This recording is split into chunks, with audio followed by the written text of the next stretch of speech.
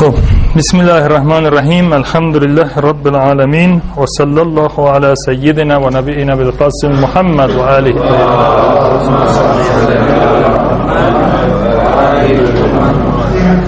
ربي اشرح لي صدري ويسر لي أمري واحلل عقدة من لساني يفقهوا قولي. Bueno, hermanos, hoy queremos terminar con el Imam Ali alayhi salam. Vamos a ver, yo traje algunos textos para que veamos. Encontré, ¿se acuerdan que yo les conté la historia de la delegación judía que viene y le pregunta al califa Abu Bakr? Primero preguntan por el califa de Rasul, porque ellos tienen en sus escrituras y en sus tradiciones que el sucesor del profeta es el más los sucesores de los profetas son infalibles, son hombres de Dios, etcétera. Entonces preguntan, lo conducen hacia Abu Bakr, les hacen preguntas a Abu Bakr no sabe, no puede contestar. Entonces recurren al Imam Ali alayhi salam. Ese texto yo lo encontré y está en el libro de historia de Yaqubi, que es un autor sunna. Si quieren el tomo 2, página 123. Pero antes de eso yo quería decirles que cuando estamos viendo ahora el Imam Ali alayhi salam y después todos los imames, así como el profeta o los profetas, ellos ¿qué son? Son representantes de Dios en la tierra, son califas en el sentido coránico, no en el sentido que después se le dio, ¿sí? Que hasta los otomanos tenían sus califas. En el sentido coránico, califa es representante de Dios, es el hombre perfecto el califa, ¿sí? El hombre perfecto, el que representa a Dios. Inni ja'aluka linnasi o khalifatan fil ard, yo te establezco, ciertamente que yo, dice Dios, te establezco califa en la tierra. Muy bien, nosotros habíamos visto en el monoteísmo, Dios es el poseedor de los atributos de perfección, sapientísimo, creador, sostenedor, poderosísimo, etcétera. Todos los atributos de perfección Dios los posee. Por lo tanto, su representante, aquel que lo representa, aquel que está más cerca de él, aquel que guía hacia él, aquel que recibe su guía y la transmite, aquel que es un nexo para guiar a los hombres, necesariamente posee como representante de representados sus atributos, es decir, sus atributos, posee sus atributos, refleja sus atributos, pero siempre con la diferencia de que el creador es el creador y este es creado que refleja los atributos divinos, pero creado al fin. Es decir, como dice el Corán, cuando habla de los milagros de Jesús, dice bi'idhnillah, siempre bi'idhnillah, bi'idhnillah. Si Allah le quita en un momento al profeta, como dice en el Corán, salamu alaikum, le quita, o el profeta mintiese o tergiversase su palabra, Dios le corta, digamos, primero por el nivel de conocimiento que tiene. Su pecado no es lo mismo que el pecado de una persona que no tiene conocimiento, por lo tanto es mucho más grave. Por lo tanto, la reacción de Dios es más grave. Y el Corán dice que si el profeta desobedeciese, le cortaría, digamos, lo dejaría sin vida, lo cortaría su aorta, no sé cómo dice una expresión ahora en el Corán, no me acuerdo. Pero bueno, lo cierto es que lo mataría, lo dejaría sin vida si él desobedeciese, cosa que el profeta, salamu alaikum, no hace ni hizo, ni han hecho los profetas. Pero la posibilidad de hacerlo está, es decir, son libres, no es que están fatalmente destinados a no desobedecer, no desobedecen por su conciencia. Bueno, eso ya lo vimos. Entonces el hombre que representa a Dios va a tener los atributos de Dios, y esto es una cualidad del Islam. En el cristianismo también está, pero el cristianismo como vino, digamos, transformándose, se perdió. Y quiere decir que el califa en el Islam, o el representante de Dios, o el guía, o el imam, o el walí, en el Islam va a ser un hombre necesariamente perfecto por un lado, porque representa a Dios, es decir, con todas las perfecciones humanas posibles, y por otro lado, salamu alaikum. Sí.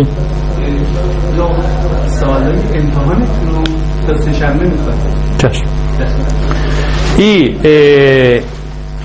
va a tener todos los atributos, va a tener toda la perfección humana posible. ¿Esto qué quiere decir? Que va a ser multidimensional. Esto es lo que yo quiero que sepan ustedes.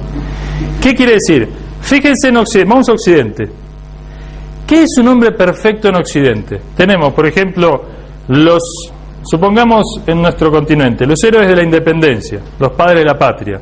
Hay un grado de perfección en el rubro militar, el sacrificio, el amor a la patria, etcétera, etcétera.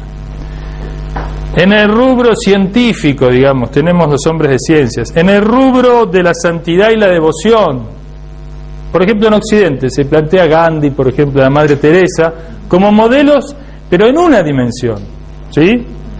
O en dos, la religiosa, la ayuda a los pobres. O en tres, la religiosa, en el caso de Gandhi, un hombre, también un líder político. En el caso del científico, Einstein, etcétera, digamos, se nos plantea también una dimensión de un hombre, ¿no?, que alcanza o Bill Gates, etcétera. El Che Guevara en el tema de la justicia social o el sacrificio, digamos, por ahora con sus ideas que puedan ser rebatibles como fuera. O los padres de la patria, Bolívar, etcétera, San Martín, Artigas, bueno, no quiero dejar a ninguno en Colombia. ¿A quién menciona en Colombia padre de la patria? Camilo Torres. Camilo Torres, Bolívar. Allá en Bolivia, Tupac Amaru. Y el otro, ¿cómo se llama? Tupac. Bueno. En Bolivia fue Bolívar. ¿Hasta Bolivia llegó Bolívar? Por eso Bolivia. ¿O hasta Perú? ¿Hasta Perú? ¿Bolivia también? Bueno. Ah, claro, Bolivia de Bolívar viene. Entonces, tenemos que o sea, si nos prestamos atención, lo que vamos a apreciar es esta unidimensionalidad de la perfección o del modelo que se nos propone en Occidente. Y estos modelos están fragmentados, digamos. El que es un santo no es un militar, el que es un militar no es necesariamente un modelo de santidad. Aunque a San Martín le decían el santo de la espada. Pero San Martín es un modelo, aunque sí, por lo menos en Argentina, se lo presenta como un hombre de una moral, un estoicismo, una moral intachable. Dejando de lado eso, si pusiéramos más la lupa en su vida, habría que ver si son tan así. Pero de todas maneras, dejando de lado eso, entienden cómo, a partir, ahora aprovechando la clase que tuvimos ayer, a partir de la fragmentación que hay en la unicidad, en la concepción de la unicidad del ser, de la existencia del absoluto de Dios, Salam alaikum, empieza, digamos, a dividirse los canales, digamos, de realización humana, uno por un lado, otro por el otro. En economía, los grandes millonarios, supongamos que fueran modelos para alguien, etcétera, etcétera. Pero en el Islam tenemos que cuando llegamos al hombre perfecto, es decir, a ese modelo que el Islam propone como modelo para todo creyente, que vemos el caso de los imames o vemos el caso de los profetas, son multidimensionales. ¿Qué quiere decir? En la adoración, además, digo entre paréntesis, todas sus acciones están tienen un ámbito, una dimensión que es meramente milagrosa. Ya no es el poder humano naturalmente, sino que está interviniendo lo sobrenatural. Por ejemplo, veamos estos dos factores. Primero, en el califa o imam, sí, que son los profetas y los imames. Primero, son multidimensionales. ¿Sí? ¿Qué? Multidimensionales. Porque tomé hoy. Sí, la verdad que puse cualquier cosa.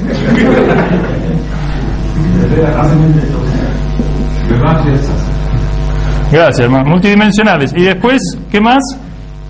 Dijimos.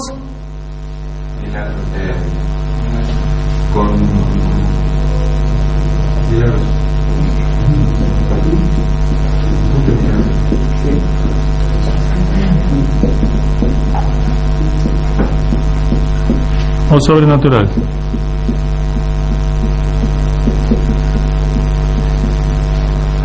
Todo esto con la autoridad de Dios, ¿no? Con el don de Dios. Es decir, Dios les da estas facultades. No vamos a caer en el politeísmo o en el, ¿no?, de adorar o de endiosar a los profetas o a los imames, como algunos han tenido la tendencia en toda la historia. Los judíos con algunos profetas suyos, Pero en general estos judíos que idolatraban a los profetas ya hoy en día prácticamente no quedan. Yo no los conocí, que el Corán menciona. En el cristianismo está claro el ejemplo. Entonces tenemos, por ejemplo, en el caso de los imams, vamos a poner ahora el imam Ali que estamos viendo, en el tema de en la dimensión de la adoración, la piedad, la adoración, la espiritualidad, la súplica, la oración, el ayuno, la peregrinación, en todas estas prácticas religiosas, lo que es un modelo de hombre religioso llega a la perfección y tiene una dimensión sobrenatural. Por ejemplo, un hombre que hace 1000 ciclos de oración por las noches, o que se queda ahora prosternado, que varias veces se desmaya, digamos, pierde el conocimiento, lo ven tirado, le preguntan a Fátima, que lo vimos en el campo, digamos, ahí entre los palmares, está muerto, se murió, y dicen, no, son estados que le agarran adorando a Dios, pierde la conciencia, digamos, se va de este mundo.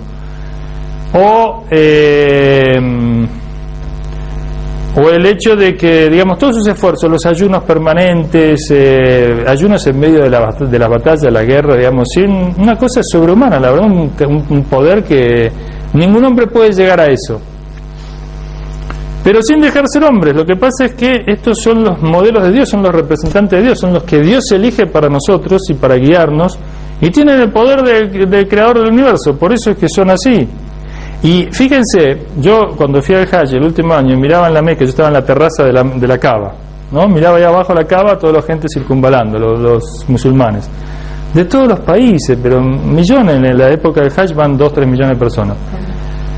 Y la verdad es el cuadro de, a pesar de que están todos juntos en torno a la Kaaba, y la Kaaba es un factor de unión, es una fragmentación total. Hoy el mundo islámico, nadie, digamos, usted está dividido por países. Acá están los turcos, acá están los afganos, acá están los iraníes, acá están los otros, acá están los otros. En primer lugar, eso se ve, digamos, están los hoteles, o las caravanas, los hoteles, los edificios de los malayos, de esto, del otro, o sea que ya viene una separación. Por supuesto después se juntarán, pero todavía no es como un cuerpo, digamos, una unión.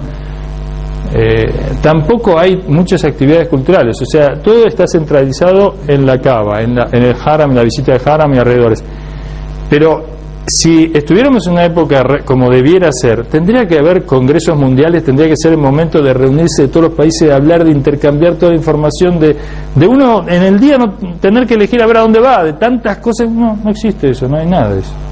Uno va, hace sus rituales, va a la Haram, pero después programas así culturales, de encuentro, de promover, no, es más bien tratan de tener todo bajo control, que no se junten demasiado, hay mucho guarda, hay mucho cuidado que no haya bibliografía, que no haya esto, que no haya lo otro, no hay permisos para hacer encuentros públicos, no se puede hablar de esto. Yo estaban atacando en Gaza, no se hablaba de Gaza, el imam Juma no hablaba de Gaza, nadie hablaba de Gaza, no se podía hablar de Gaza, y si uno llevaba una bandera palestina a la Kaaba, se la sacaban, no dejaban entrar, no se podía hablar de eso.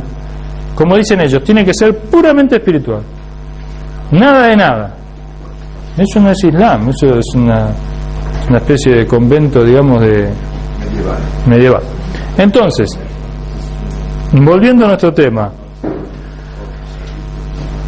en la dimensión, yo decía que cuando veía la Kaaba, todas esas fragmentaciones, yo hice pensar que va a venir un hombre, y no puede ser sino así, capaz de unir a todo este cuerpo. ¿Vieron la tierra cuando está muerta?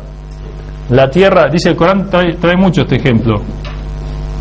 La tierra se fragmenta toda, la tierra reseca, donde no hay vida, se resquebraja toda, y de repente cuando cae la lluvia, que es el símbolo de la revelación, la lluvia, el sol, el aire, de repente todo esto se mezcla y después empieza a salir la vida, las plantas, el verde, ¿sí?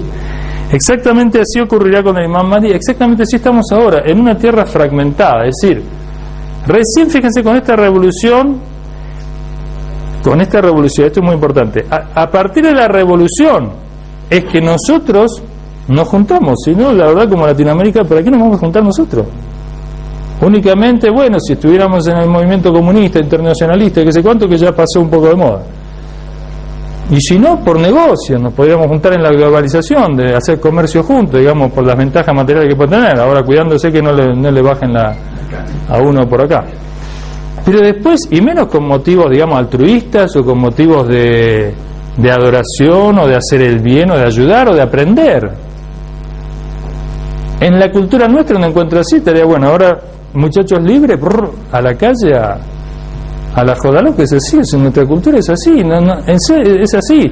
Donde se juntan para cualquier cosa, salvo que sea una cuestión religiosa, por ahí sí, campamentos, congresos católicos, digamos, demás, que hay gente creyente, pero yo fui en Inglaterra, fui a la Asociación Cristiana de Jóvenes, el hotel, una cosa terrible, un edificio enorme con pileta, gimnasio y todo. Yo no era musulmán, 78. Eso de cristiano tenía el nombre en la pared, nada más. Después todo lo demás, haga lo que quiera.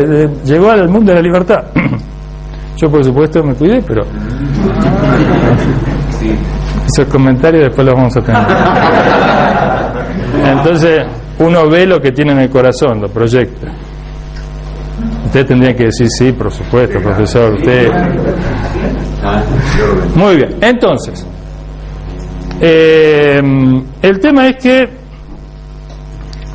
un hombre va a venir y necesariamente tiene que venir, porque en la tradición lo tenemos los musulmanes, sunnas y shias, creemos lo mismo. Va a venir un hombre, se llama Al-Mahdi, descendiente de la familia profética. Ahora nos dicen del Imam Hassan, otros dicen del Imam Hussein. Dejemos de lado eso. Descendiente de Fátima de Ali, pongámoslo ahí. Descendiente de Fátima de Ali, es de ellos. ¿Sí? Es un Sayyid. Va a venir y va a unificar al mundo y a los creyentes. Y va a plasmar el ideal de todos los profetas y de todos los hombres a lo largo de la historia. El ideal que está en el corazón de todos los hombres, que está en la Biblia, que está en la Torá o está en el Evangelio, que es el reino de Dios en la tierra. Muy bien. Donde los armas se convertirán en arados y la gente, no habrá enfermedades, no habrá pobreza. El imam repartirá el dinero en las mezquitas y la gente dirá, y el imam dice, por esto ustedes se mataban. Por esto, cuando el hombre adquiera la verdadera conciencia del valor de un billete de un intercambio, cuando el hombre haya progresado realmente, ese medio es un instrumento que realmente, desgraciadamente, hoy se convierte en un ídolo, pero eso es por la baja espiritualidad nuestra. Bueno, entonces, el tema es que en el Islam, el califa es, en el ámbito de la religión dijimos, en el ámbito militar, o sea, hace hazañas que no están en poder de nadie hacer, ¿sí?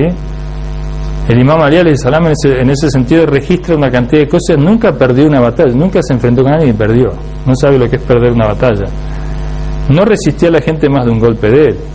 Él realmente, describen su musculatura y su cuerpo, una cosa impresionante, pareciera que muy muy fuerte. De chico él peleaba con grandes, digamos, luchadores y los ponía boca al piso. El tío Abu Talib lo hacía luchar. En el ámbito del conocimiento, en el ámbito en el conocimiento en sus diferentes versiones, científica, empírica o filosófica o religiosa o del Corán o de los hadices, etcétera, en todas las dimensiones. Entonces hay un libro que inshallah ustedes pueden leer, que se llama El hombre perfecto,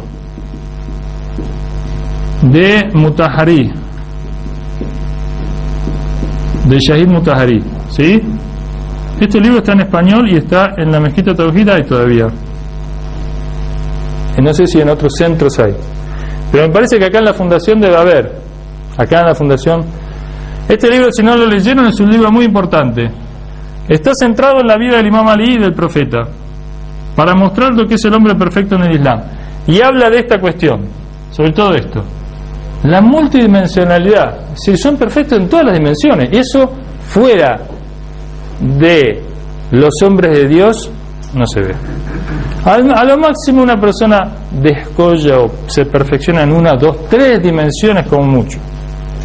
Y por supuesto su perfeccionamiento es humano, quiere decir, es meramente un esfuerzo humano extraordinario, como los casos que mencioné yo antes, son extraordinarios, sobresalen en la historia, pero en 1 o 2 dimensiones. En los demás son 0. Yo dije el otro día, ¿se acuerdan el ejemplo de Einstein? Dice que le pegaba a la mujer. En alguna cosa que realmente hacen agua por todos lados después. Si lo sacan de ese punto en que ellos se especifican, digamos, después dependen absolutamente de los demás y no saben nada. Bueno, con respecto al imam Ali alayhi salam, vamos a ver algunas cositas rápido. El imam Ali en el ámbito, por ejemplo, cuando fallece el profeta, durante un tiempo, el Imam Ali realmente lo que aguantó no se puede entender, no puede uno llegar a alcanzar a entender. Que lo amenacen, que le quiten el poder que no es un poder mundanal, que ya en sí duele mucho a quienes sacan un poder mundanal, un poder de Dios, una responsabilidad de Dios, un legado del profeta. Después que maten a la esposa, ¿y la esposa quién es? La señora de las mujeres del mundo, y después, a pesar de eso, él, por orden del profeta, de mantener paciencia, y le había dicho lo que iba a suceder, él no rompe su relación enteramente ni se enfrenta. Está bien que él no tenía medios humanos para obtener su derecho, para recuperar su derecho, no tenía suficientes seguidores como para... y realmente el Islam iba a quedar en peligro si desaparecía él, y desaparecía, sobre todo si desaparecía el imam y sus seguidores, sus hijos, etcétera, digamos, no quedaba para el Islam nada. Y salvo que hubiera una intervención divina, un milagro, humanamente no estaban dadas las condiciones para... Ahora, Dios ya sabemos que quiere probar a los hombres, por lo tanto los milagros de Dios tienen una sabiduría, persiguen un propósito. Dice el Corán, si Dios quisiera, todos se prosternarían. O sea, ese no es un problema para Dios.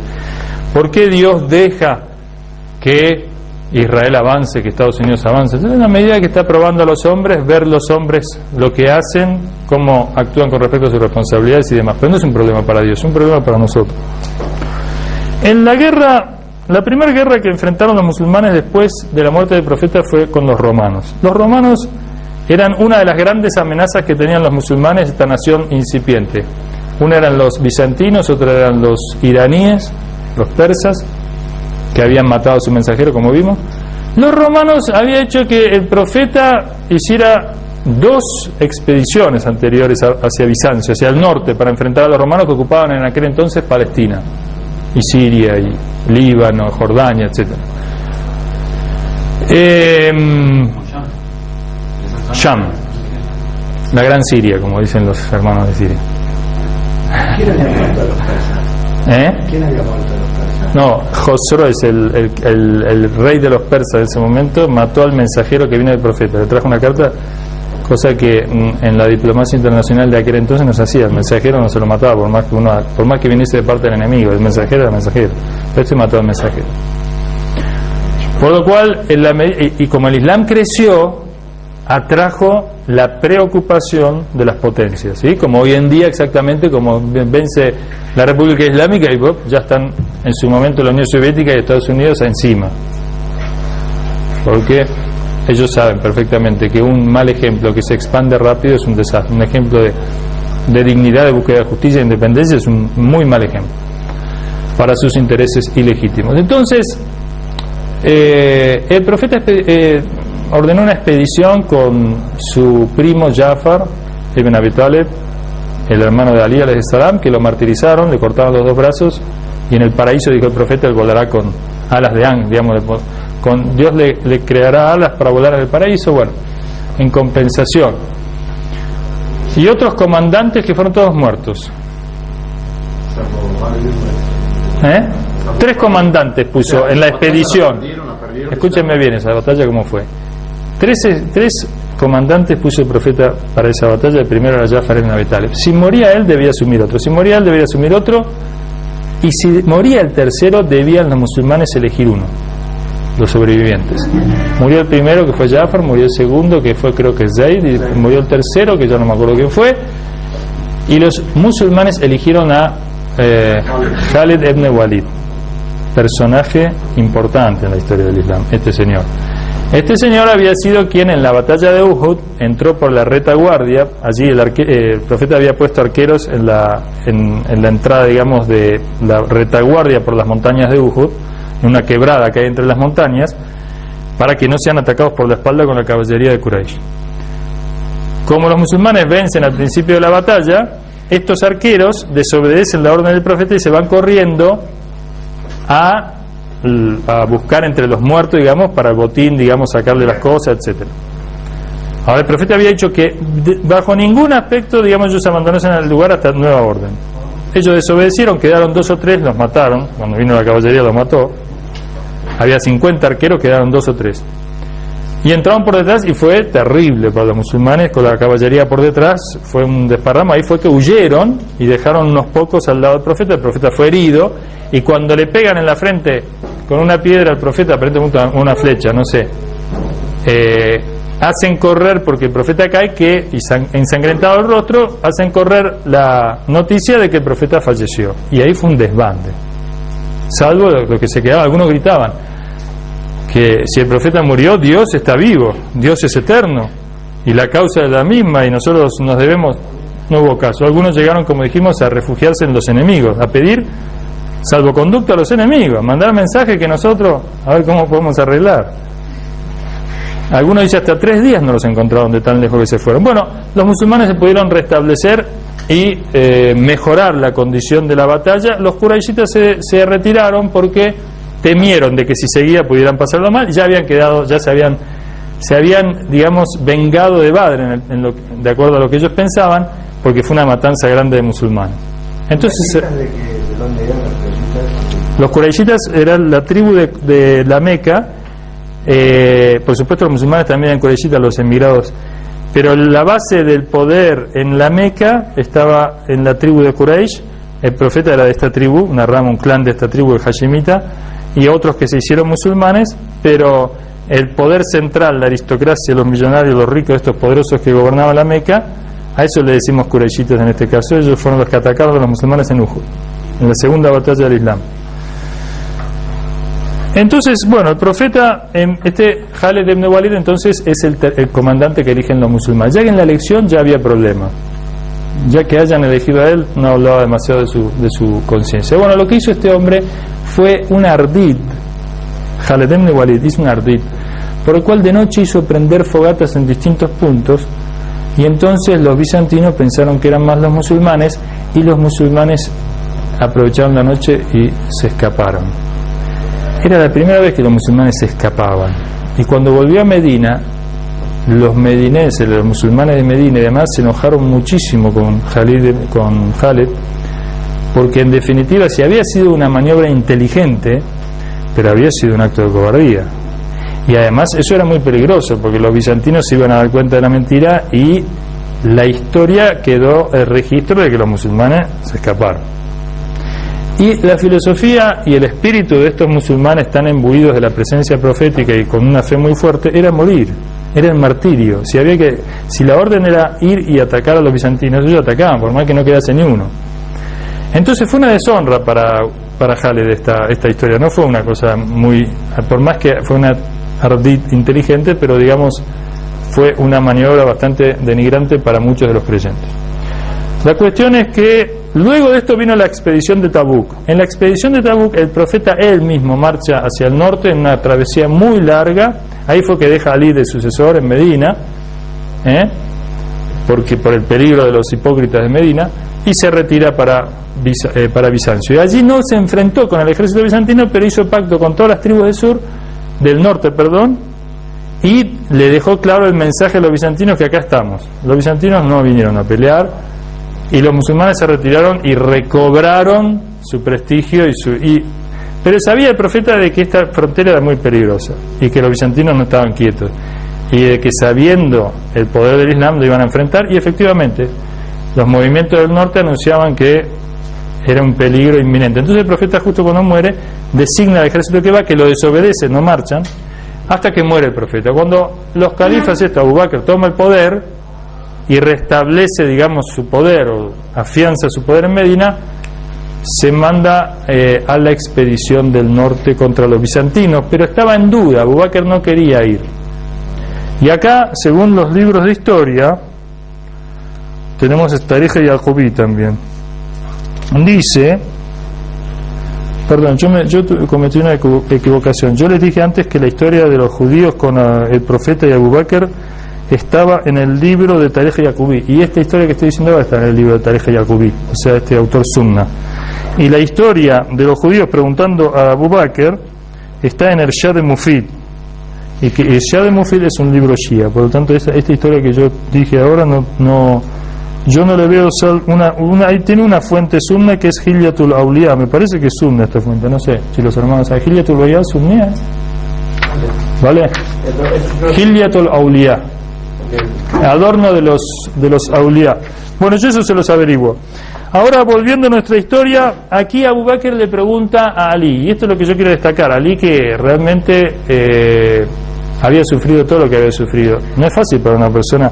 Aparte de Ali hay que entender una cosa, Ali no es un hombre que no pueda y tenga miedo de la muerte.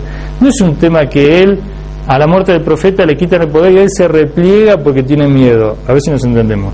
Los imames no tienen miedo de la muerte. La muerte para los imames es más dulce que la miel, más dulce que el pecho materno para el bebé. La muerte para ellos es ir hacia lo mejor. El imam Sadiq tiene un dicho que dice: ¿acaso alguien que está sucio, engrasado, maloliente, pegajoso, todo sucio, y le dicen que se va a dar un baño y le van a poner ropas perfumadas y va a ir a un lugar muy bello, un jardín hermoso, se niega, digamos, no le gusta eso? ¿Tiene problema con eso? Y por el contrario, la persona que está toda perfumada, toda muy bien, y le dicen que va a ir a un lugar hediondo y malo y sufrido y peligroso o digamos un castigo, esa es la relación con la muerte de los creyentes. Los creyentes que vivieron para Dios, y la muerte viene de Dios, atraviesan muy fácil esa instancia. Bueno, aunque la muerte en sí es difícil para todos, pero atraviesan eso o enfrentan esa situación con mucha altura, con mucha confianza, como dice el imam Khomeini, vieron que dice con esperanza y con seguridad. No es fácil decirlo, pero hay que estar ante la muerte. Y ahora que Dios a todos nos dé una muerte honrosa y de creyentes. Entonces Ali le dice a Abu Bakr que realice la expedición y que va a triunfar, y Abu Bakr esto lo anima a realizarla, y la realizan, y efectivamente triunfan los musulmanes. Hay una historia de Ali que 2 o 3 historias vemos rápido, inshallah. ¿Qué tiempo tenemos? Tenemos tiempo. Una es muy linda, habla sobre el ascetismo de Ali alayhi salam. Una vez Fátima se enferma, la esposa de Ali, la hija del profeta. Se enferma ella y Ali la ve mal, la ve con pena, con dolor, y le dice que por favor le pida algo, que puede hacer por ella, que qué le puede traer, que qué quiere, qué desearía. Entonces ella le dice que no, que nada, y él le insiste y le jura dice por mi alma y por Dios, no sé cómo es el juramento que le hace a Ali. Ella entonces ahí dice: bueno, ya que me lo dices por ti y por Dios, bueno, yo, como a mí el profeta me dijo que nunca te pidiese nada, es un tema ya de educación matrimonial, pero que en el grado de perfección tenemos Fátima y Ali. Fátima le enseña al profeta porque tiene un esposo como Ali, porque si nuestras mujeres no nos piden nada se mueren de hambre, tiene que ser alguien como Ali.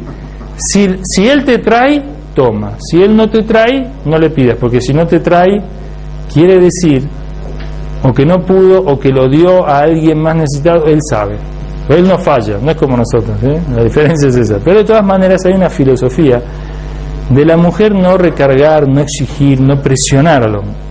Muy bien, pero por supuesto el hombre, para que la mujer actúe así, tiene que hacer su parte, que no es fácil. Que la mujer no sienta que si no pide se muere, digamos, se la come los piojos. Eso es un tema. Entonces la cuestión es que Ali le pide una granada. Fátima le da una granada. Entonces, yo me enteré ahora que las granadas, nosotros decimos granada, la verdad es granada, viene de Granada. Usted no lo había pensado, pero está bien, en español. Muy bien. Entonces, porque granada es rumán en árabe, no tiene nada que ver con Granada, pero la traducción pasó al español. Bueno, entonces Ali sale a buscar una granada, pero no era estación de granada, no era como ahora que te vienen de todos lados, no había granada, hasta que el imam Ali alayhi salam le dicen que hay un fulano que debe tener, que quizás haya almacenado y tenga. Entonces va y le golpea, le abre, y el hombre dice: pero qué honor, tú en mi casa, dice, qué bendición hay. Le dice, bueno, lo saluda y le dice que desea una granada. Entonces él le dice que tenía algunas, pero ya no quedan más. Entonces la mujer que estaba escuchando dice: no, espera, yo tengo una que yo guardé. Entonces se la quiere dar a Ali. Ali dice: no, yo te la pago. Bueno, se la paga el doble de su valor. Dice: ¿por qué el doble? Si vale 2, ¿por qué me das 4? Dice: porque esta era de tu esposa que la había guardado para ella. Le da el doble del valor y se lleva la granada. En el camino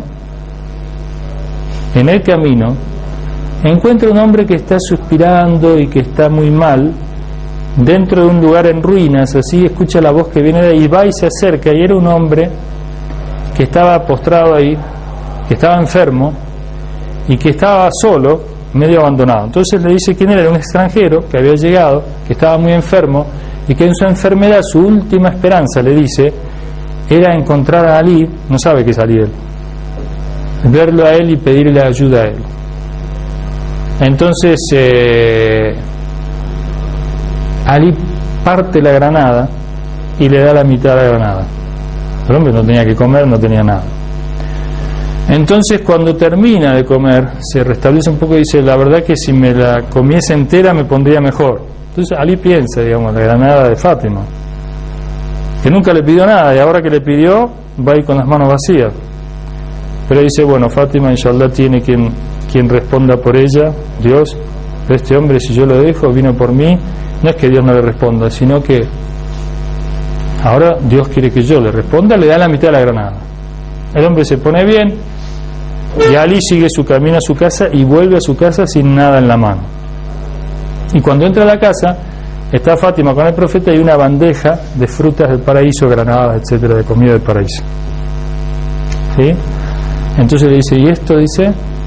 Entonces dice: vino Jibrail y nos dijo que esta es la recompensa de Ali por haber dado, digamos, todo en el camino de Dios. Y bueno, esa es una historia que muestra, esta historia hay muchas en la vida de Ali y de Fátima y del profeta, y muestra cómo son y cómo vivían. Otra vez también le trajeron un dulce muy rico a Ali. Ali con el dedo hizo así, lo olió y dijo: qué maravilla, qué extraordinario este dulce. Dice: pero yo no lo como. Dice: pero ¿por qué es haram? Dice: no es haram, pero para mí, yo no me puedo permitir a mí mismo comer esto cuando en la región, cuando digamos en la umma, en la comunidad hay gente con hambre y que duerme con hambre. Yo esto no lo como, yo me voy a dormir con hambre también. Bueno, esas cosas, digamos, que también son fáciles de contarlas. Bueno, sí, si nosotros tenemos una cámara que nos está filmando, por ahí lo hacemos para que todo el mundo vea cómo somos. Pero digamos, si nadie hay nadie, digamos, si lo hacemos por Dios, y no una vez, sino toda la vida, eso, digamos, está fuera de alcance nuestro totalmente. Muy bien. Entonces, otra historia es cuando, por ejemplo, las causas de la defensa del oprimido, ¿no? Que una vez Ali alayhi salam es califa, en su califato en Kufa, sale por las tardes de calor. Hay que vivir en Kufa o en Qom en verano a la tarde, ¿no? Es muy caluroso, realmente el sol parece que te lo aplasta uno contra la... Vale, pues. Entonces sale y ve una mujer que está llorando y le dice: ¿qué pasa? Dice: mi marido me echó de la casa y me pega y me trata violentamente. ¿Lo escucharon la historia de esa hija? Yo la conté. Bueno, esa historia es muy interesante. La cuestión es que Ali le dice: bueno, ¿tú dónde vives? En tal lado. Bueno, dice, yo dentro de un rato, cuando baja un poco el sol, vengo y te acompaño. Y no te preocupes, quédate tranquila. Dice: yo si llego a tardar más, o sea, si no llego a ir a mi casa, por un lado tengo miedo de ir a mi casa, porque mi marido es muy violento y tengo miedo, pero por otro lado, si no, cuanto más tiempo pase y no vaya, peor va a ser su reacción cuando vaya. Entonces Ali dice: el pedido de un oprimido no debe ser demorado ni un instante, vamos. Entonces van a la casa, sale el hombre y por supuesto le dice, el imam le dice que tu señora se queja de un trato violento de tu parte, y cómo es posible. Él le dice, como diríamos en Argentina: ¿y a vos qué te importa lo que yo hago con mi señora? ¿Y qué te importa? Ahora la voy a quemar, le dijo. Pues yo le dije: ahora te cuento esto y no sabía eso. Ahora la voy a quemar por lo que hizo. Entonces Ali saca la espada saca la espada y le dice: yo te guío hacia el bien y vos me contestás con algo todavía peor, con algo más prohibido. Entonces ahí se acuerda que pasa un agente, lo saluda, ya mira, Mu'minin, salam aleikum, ¿qué pasa? Y el otro se da cuenta que está hablando con Ali. No lo conocía, ahora como no lo conocía no lo sé. No lo conocía. Entonces el hombre empieza a temblar y empieza a pedirle perdón y empieza y toma conciencia de lo que pasa y le dice que lo perdone y que nunca más la va a tratar mal y etcétera. Termina ahí la historia. Pero eso es muy importante porque desgraciadamente a veces vemos que hay muchos problemas, a veces matrimoniales, y en ese sentido muchas mujeres muy abandonadas, ¿no?, a su suerte en ese sentido. Y vemos la responsabilidad, digamos, de los creyentes en ese punto. Pero bueno, ya me están echando. Cuando viene este juguito quiere decir que tenemos que... Juguito quiere decir perfecto. Se termina, bueno. Un salawat. Allah.